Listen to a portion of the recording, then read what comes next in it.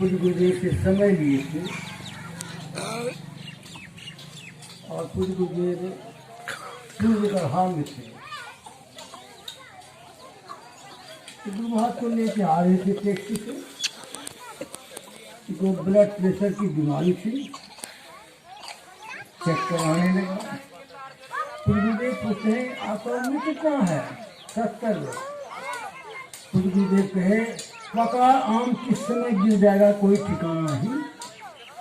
उनके लिए सत्संग हुआ, गुरुदेव कुप्पा घाट गए, इधर उनकी मृत्यु हो गई। उनके लड़के बच्चे श्री गुरु महाराज को लाए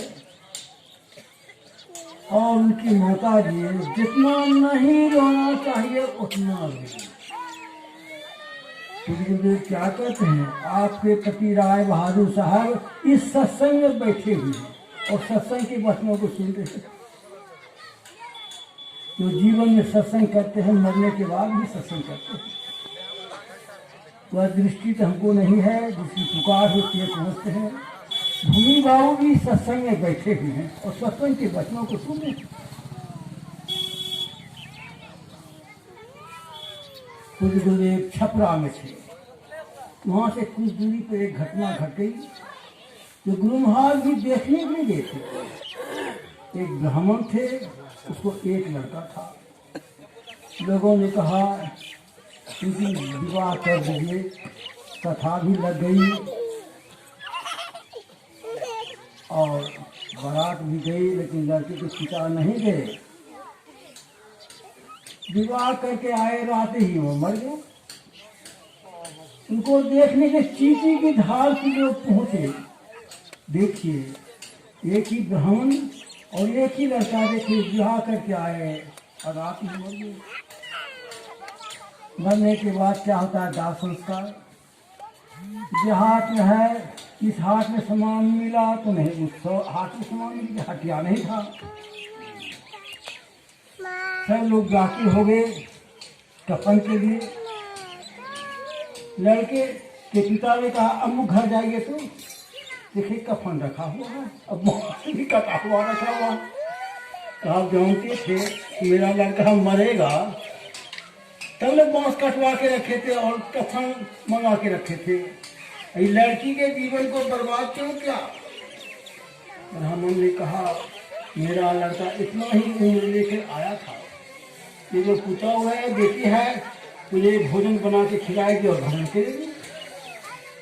उनका कोई वेशभूषा नहीं था, देवावस्था। गुरु महाराज उस ब्राह्मण को देखने के लिए कहने का भाव, नहीं बालक नहीं जौने, नहीं वृद्धि कटुबन, या अवसर नहीं जानिए जब आए पड़े जब ठंड। बूढ़ा बूढ़ी रहिए हैं, बच्चे जवान चले जाते हैं। पूज्य राम लगन के पिता भागलपुर में मृत्यु हो गई। गुरु महाराज कहे राम लगन तो श्राद्ध करा हो तो कहा मैंने कहे मेरे बाबू साधु है, कहना उसी जात के एक ब्राह्मण को मंगाए और श्राद्ध किए। गुरु महाराज कहे उसकी साथ में श्राद्ध कर दीजिएगा। 13 दिन सेवा से हटका दिए और गुरु महाराज के जमाने में धोती कमीज गंजी गंथा छाता दिए। उस ब्राह्मण को इतनी श्रद्धा हुई गुरु महाराज के प्रति कि गुरु महाराज जी हमारे श्राद्ध को आदर करते हैं। सत्संग में जाने लगे, गुरु महाराज के दर्शन करने के जाते थे और सत्संगी बन गए। तो कहने का भाव, किसी का कल्याण हुआ है भजन करने। एक पूज्य गुरुदेव एक धनवान के यहाँ सत्संग करने के लिए थे, बहुत धनी थे। वहाँ पर एक शिक्षक बैठे हुए थे। पूज्य गुरुदेव कहे मास्टर साहब इस संसार में धनी कौन है? मास्टर साहब मौन हो गए। पूज्य गुरुदेव बोलते हैं मास्टर साहब आप बोलते हैं क्यों नहीं? कहा जो आपके प्रश्न का उत्तर मुझे छूता नहीं है, आपके के बुखार में जिसे मैं सुनना चाहता हूँ।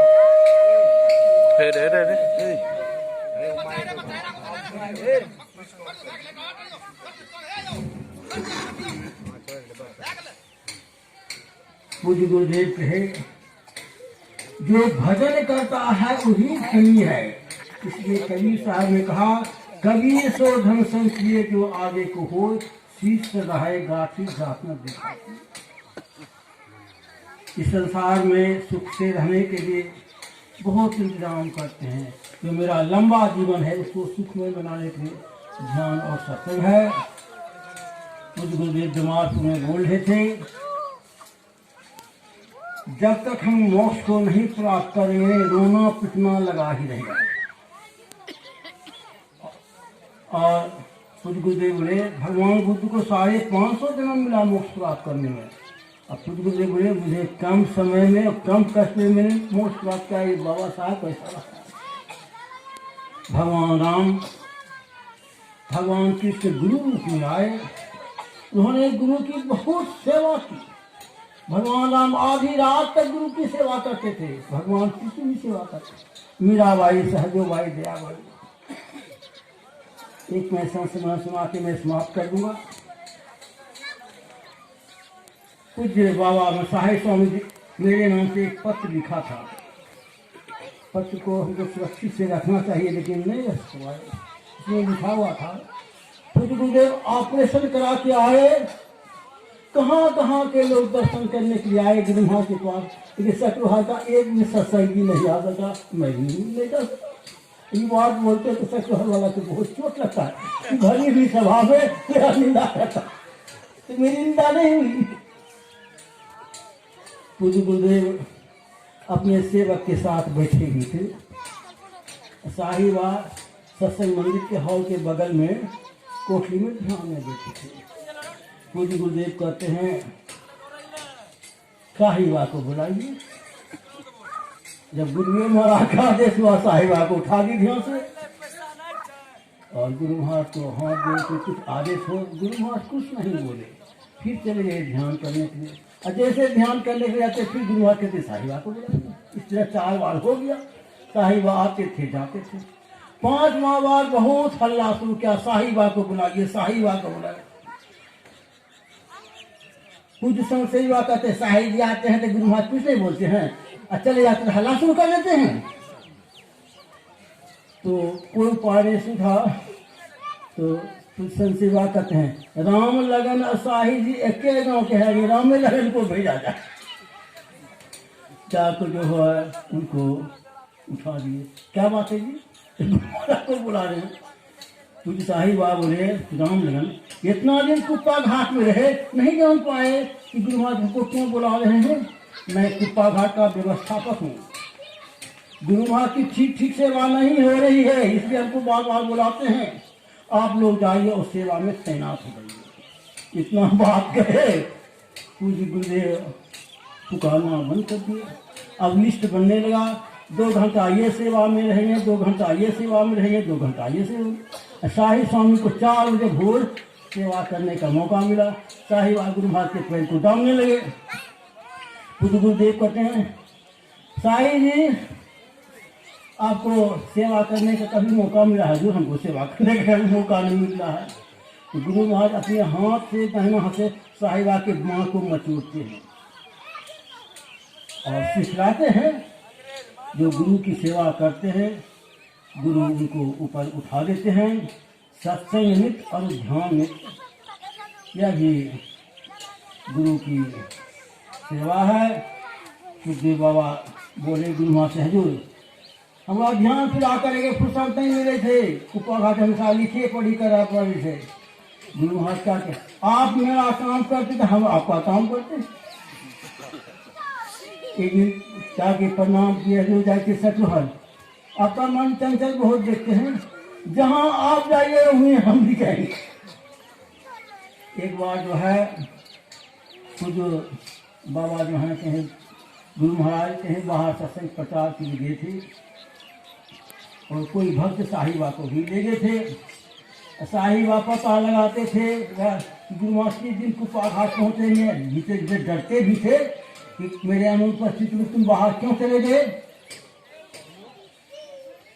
जब साहिबा को मालूम हुआ कि अमुक तारीख को अमुक दिन 2 बजे दिन कुप्पा घाट गुरु महाराज पहुँचे नहीं, सारी बात 4 घंटा पहले पहुँच गई पौधा। जैसे प्रणाम करते हैं तो गुरु महाराज क्या कहते हैं, आप भी तो आगे आए हैं। गुरु महाराज से कोई छिपी नहीं है। और 1966 में मैं कुप्पा घाट में रहा था। भोजन करने के बाद प्रणाम करने के लिए गया था। पूज्य गुरुदेव पूछते हैं कि आप भजन करते हैं? हमने जी 3 बजे भोर करते हो? 3 बजे भोर नहीं करते। गुरु महाराज इतना जोर से बिगड़े कि घर द्वार छोड़ के आया भजन करने के लिए, सोने के लिए। एक दिन आधा घंटा ध्यान करके सो गए। गुरु महाराज क्या करते हैं, सपना में बेटा ध्यान के समय देखिए रात के मारे काट हो गए। और एक सत्संगी गुरु महाराज से कहे, हजूर हमको नादान अनुसंधान की क्रिया बतला दीजिए। कहा कि दृष्टि जो ठीक हो गया, जो से ठीक नहीं हो गया, अपने मेरे जी में तब के बचे थे। गुरु महाराज कई मिनटों तक हजरे गुरु जी कहीं मरता है। रामानंद जी को कहिए राम मर गया, कृष्ण मर गया, बिना मारना छोड़ेगा नहीं। गुरु जो है एक बार जो है अखिल भारतीय सत्संग समाप्त हो गया था। सत्संगी लोग घिरे हुए थे। गुरु महाराज एकाएक क्या बोलते हैं, आप लोग यह नहीं समझे कि मुझे कच्चा गुरु मिला है और मेरी गंजी फटी हुई है, तो आप लोग ये नहीं समझे कि मैं दुखी में बहुत मैं आनंद से रहता हूँ। एक दिन गुरुदेव कहे, शिष्या सुहाल थे साहिवाल को गंदौर में। गुरु महाराज कहे साहिवाल को क्या गंजी में पेड़ लगवाने के लिए। साहिबा कहे नए गंजी बन जाते की लगा देते, तो नहीं लगवाइए दो। एक ठाकुर थे वो गंजी दे दिए और दर्जी यहाँ से पेड़ लगवा के गुरु महाराज को गंजी दे दिए। कप्तान लेते आए थे घर, तो उसमें जड़िया बुखार लगता था लोगों को। उसमें से जो जाते थे एक सूता बांधते थे, जड़िया बुखार समाप्त हो जाते थे। एक संस्मरण सुना के समाप्त हुआ। बरारी में अखिल भारतीय सत्संग था। अडगामा के सिपाही दास, अलीगढ़ के लक्ष्मी बाबू आपस में बातचीत कर रहे थे एकांत में। यहाँ तो लाखों लोग आवे, भोजन बनाने का एक भी बर्तन नहीं आया, कैसे भोजन बनेगा? एकाएक दोनों के मन में हुआ कि जेल में बड़ा बड़ा बर्तन रहता है, जेल के बाबू से बातचीत करें तो सहूलियत होगी, मिल जाएगा। तो टेलीफोन उठाया, जेल के बाबू ने कहा कल आइए बर्तन लेके जाइए। दोनों खुशी से नाचने लगे। दोनों के गए जेल में कोई भी भीतर जाता है ना जेल का मुहर लगा देता। कहा जिस गोदाम में बर्तन था उस गोदाम के सिपाही कहीं बाहर चले गए थे। कहा थोड़ा रुकिए, बर्तन लेकर जाइए। 2.5 घंटा रुके, दोनों चले आए कुप्पा घाट। गुरु महाराज को प्रणाम करते हैं। गुरुदेव पूछते हैं आप कहाँ गए थे? हजूर जेल। किस लिए? सबको हम सुनाए।